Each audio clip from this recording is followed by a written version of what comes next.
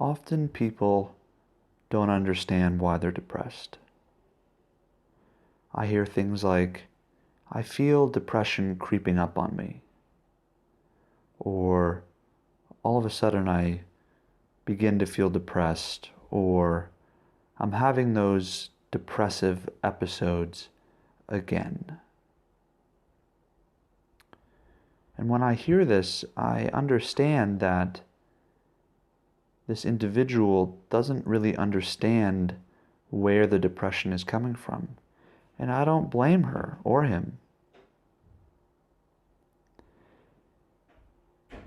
Because the mind is a very complicated thing. The mind has so many thoughts and emotions and sensations that it's stored over time, that when a stimuli presents itself in your life, it can trigger things from a long, long, long time ago. And so you may not realize where the depression is coming from, but something is arising within the mind to bring it about. It's not random. People like to think depression is some sort of 100% chemical imbalance. Of course, there is chemicals that have to play, but babies do not become depressed. Babies don't have depression creeping up on them. And babies are a great example because they're a human being that don't have programming. They don't have a history in the mind. Their minds are fresh, completely new. So if babies had depression, then we could say, maybe it's a real disease. But the truth is that depression is something that is an acquired problem. And so the mind wants to empty itself. The mind wants to solve all of the problems.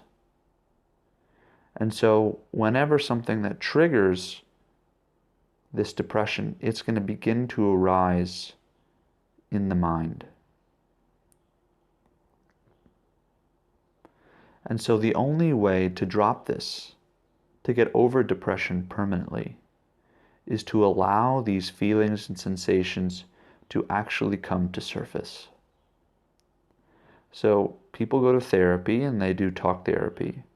Talk therapy has had some success, and Freudian therapy, it's very similar. So you allow these sensations and thoughts to arise to the surface, and when they do, there is some cathartic feeling, some feeling of lightness. But the truth is about all these types of therapies is that the folder just gets thicker. As one very prominent professor said of psychiatry.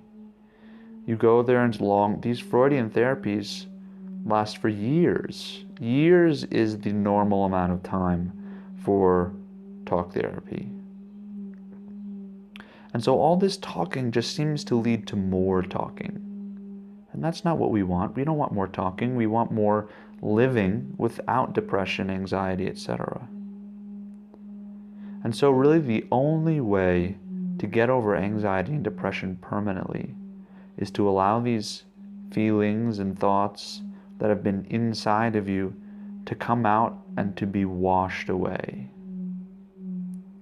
And one way to do this, perhaps the only way to do this, is through witness meditation. Witness meditation is pretty much the same thing as mindfulness meditation. But I call it witness meditation because it really gives you the definition of what it actually is.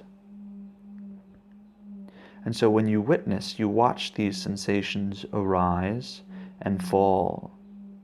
And so in your depressive state, I would recommend practicing the witness meditation so that you can watch all the sensations and feelings that are associated with your depression arise and fall.